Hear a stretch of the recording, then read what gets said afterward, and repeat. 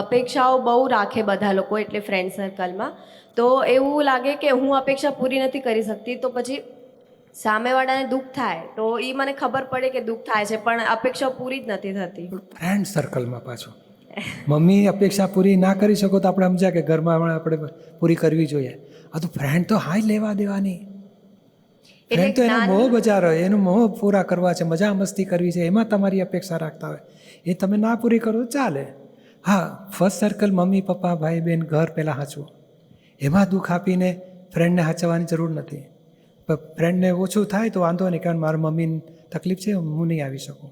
એટલે ફ્રેન્ડ્સ લોકો સંભળાવી દે કે અમને દુઃખ થાય છે. હા, થઈ જાય તો કહેવાનું મારે મમ્મીને હાચવવાની. આપણે તો તારે દુઃખ લગાડવાની જરૂર નથી, આપણે પ્રેમથી રહીશું, મિત્ર છીએ, ફ્રેન્ડલી રહીશું. અને જે બાબતમાં આપણાથી અપેક્ષા પૂરી ના થવાની હોય તો આપણે ચોખ્ખું કહી દેવાનું, બેન આ તું 3 વસ્તુ મને કહે છે, આ 2 વસ્તુ મારાથી થાય એવું એ નથી, મારે ઘરના પ્રોબ્લેમ છે, બટ આ 1 વસ્તુમાં હું હેલ્પ કરીશ, બાકી બીજું નહીં થઈ શકે, સોરી. એક નન્નો 100 દુઃખને હણે.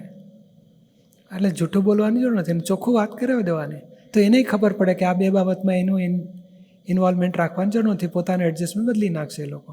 સમજાય ને? અને દુઃખ લાગે ને કે આપણેથી ખરેખર દુઃખ પહોંચ્યું છે તો પ્રતિક્રમણ કરજો.